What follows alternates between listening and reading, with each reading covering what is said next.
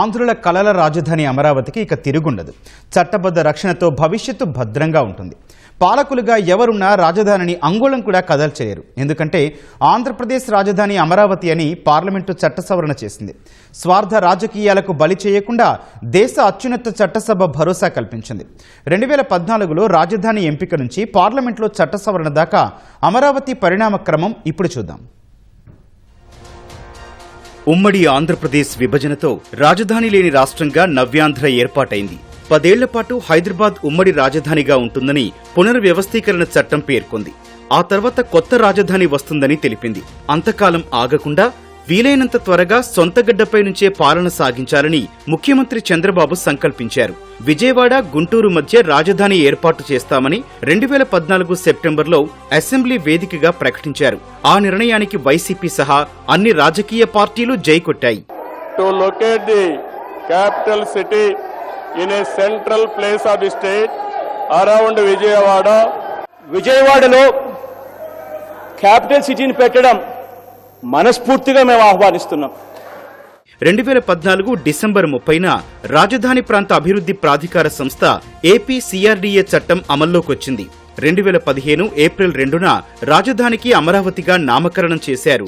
ముఖ్యమంత్రి చంద్రబాబు పిలుపుతో రాజధాని అభివృద్ధిలో భాగస్వాములయ్యేందుకు అమరావతి రైతులు ముందుకొచ్చారు. 29 గ్రామాలకు చెందిన 27,000 మంది రైతులు దాదాపు 34,000 ఎకరాలు ప్రభుత్వానికి అప్పగించారు. ప్రజా రాజధాని నిర్మాణానికి 2015 అక్టోబర్ 22న ప్రధాని నరేంద్ర మోదీ శ్రీకారం చుట్టారు. తర్వాత ఏడాదిలోపే తాత్కాలిక సచివాలయం, అసెంబ్లీ నిర్మాణం పూర్తయింది. 2016 అక్టోబర్ నాటికి అమరావతిలో పరిపాలన మొదలైంది. 2017 ఫిబ్రవరి సమావేశాలతో అసెంబ్లీ భవనం అందుబాటులోకొచ్చింది. 2019 నూతన సంవత్సరాది రోజున హైకోర్టు కార్యకలాపాలు ప్రారంభమయ్యాయి.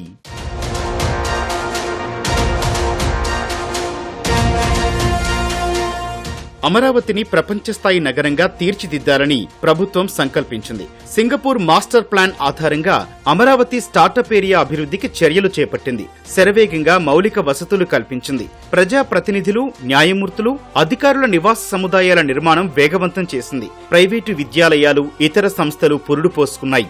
దేశ విదేశీ సంస్థలు అమరావతిలో అడుగుపెట్టేందుకు సై అన్నాయి. 2019 నాటికి అమరావతి పనులు మహోజ్వలంగా సాగుతున్నాయి. సరిగ్గా అలాంటి టైంలోనే ఎన్నికలొచ్చాయి. జగన్ ముఖ్యమంత్రి అయ్యారు. పరిస్థితి ఒక్కసారిగా తిరగబడింది.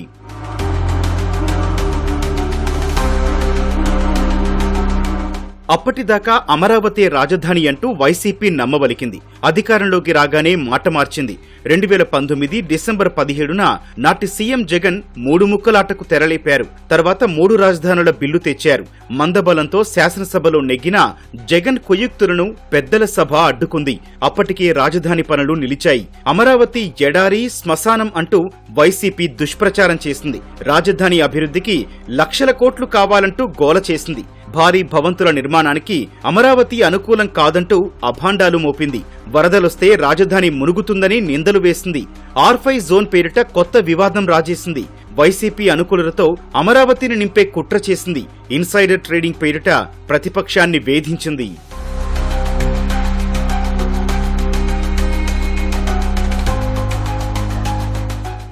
మూడు రాజధానుల ప్రకటన రాజధాని రైతులను పిడుగుపాటులా తాకింది. కాళ్ల కింద నేల కదిలినంత పనైంది. అయినా వెరవలేదు. వైసీపీ ప్రభుత్వ నిర్ణయాన్ని వ్యతిరేకిస్తూ సమరశీల పోరాటాలు చేశారు. ఏకధాటిగా 1631 రోజుల పాటు దీక్షలు, ధర్నాలు, ఆందోళనలు, పాదయాత్రలతో హోరెత్తించారు. నారీమణులు అపర కాళికలై ఉద్యమించారు. పోలీసు నిర్బంధాలు, దాడులు, దమనకాండను ధైర్యంగా ఎదుర్కొన్నారు. కేసులు, అరెస్టులు, లాఠీచార్జీలను తట్టుకున్నారు. నాటి ప్రభుత్వ అరాచకాలకు ఎందరో ప్రాణాలు కోల్పోయారు.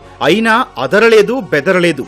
రాజకీయ పక్షాలు, ప్రజా సంఘాల తోడ్పాటుతో ఎడతెగని పోరాటం చేశారు. అమరావతి ఆకాంక్షను ఎలుగెత్తి చాటారు.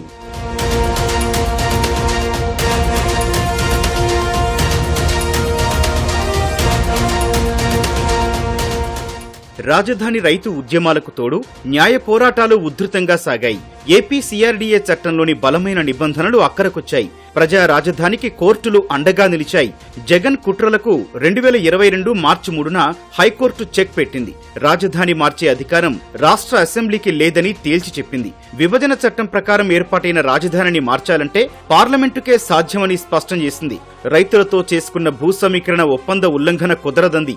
మాస్టర్ ప్లాన్ ప్రకారం 6 నెలల కాల పరిమితితో అమరావతి పనుల పూర్తికి నిర్దేశించింది. తర్వాత ఈ అంశం సుప్రీంకోర్టుకు చేరింది. కోర్టుల్లో షాక్ తప్పదని గ్రహించిన జగన్ సర్కారు అంతకు ముందే 3 రాజధానుల బిల్లును ఉపసంహరించుకుంది. 5 ఏళ్ల వైసీపీ అరాచకాలకు ఎదురొడ్డిన అమరావతి 2024 జూన్ 4న వైసీపీ పతనంతో ఊపిరి పీల్చుకుంది. కూటమి ప్రభుత్వం కొలువు తీరగానే పునరుత్తేజం పొందింది. వైసీపీ పాపాలను కడిగేందుకు కొంత టైం తీసుకున్న కూటమి ప్రభుత్వం 2025 మే 2న ప్రధాని మోదీ చేతుల మీదుగా రాజధాని పనులు రీస్టార్ట్ చేసింది. 56,000 కోట్ల వ్యయంతో పనులను పరుగులు పెట్టిస్తోంది. ట్రంక్ రోడ్లు, ఇతర మౌలిక వసతులు, లేఅవుట్లు, అసెంబ్లీ, హైకోర్టు, ఐకానిక్ టవర్లు రెడీ చేసి 2028 ఆగస్టు 4న ప్రధానితో సగర్వంగా అమరావతి ప్రారంభానికి ప్లాన్ చేసింది. ఒకవైపు నిర్మాణ పనులు చేస్తూనే గత అనుభవాల దృష్ట్యా అమరావతికి మళ్లీ సమస్య రాకుండా చర్యలు చేపట్టింది. శాశ్వత రాజధానిగా చట్టబద్ధత కల్పించాలని కోరుతూ 2026 మార్చి 28న అసెంబ్లీ ఏకగ్రీవ తీర్మానం చేసింది. విభజన చట్టంలోని సెక్షన్ 5(2)లో ఎట్ అమరావతి అనే పదం చేర్చాలని కేంద్రాన్ని కోరింది. రాష్ట్ర ప్రభుత్వ వినతికి కేంద్ర ప్రభుత్వం జెట్ స్పీడ్ తో స్పందించింది. 2026 ఏప్రిల్ 1న లోక్సభ, ఏప్రిల్ 2న రాజ్యసభలో బిల్లు పెట్టి విభజన చట్టానికి సవరణ చేసింది. నిజానికి రాజధాని అంశం పూర్తిగా రాష్ట్ర ప్రభుత్వ పరిధిలోనే ఉంటుంది. కేంద్ర సర్కారు జోక్యం ఉండదు. కానీ నవ్యాంధ్ర రాజధాని మిగిలిన వాటికి భిన్నం.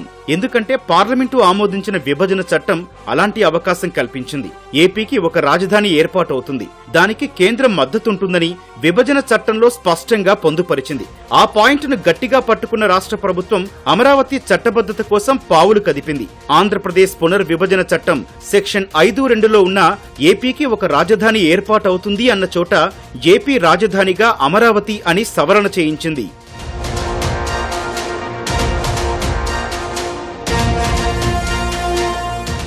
చరిత్రాత్మక చట్ట సవరణతో లాభమేంటి అంటే భవిష్యత్తులో ఎవరు అధికారంలోకి వచ్చినా రాజధాని మార్చే ఛాన్స్ ఉండదు.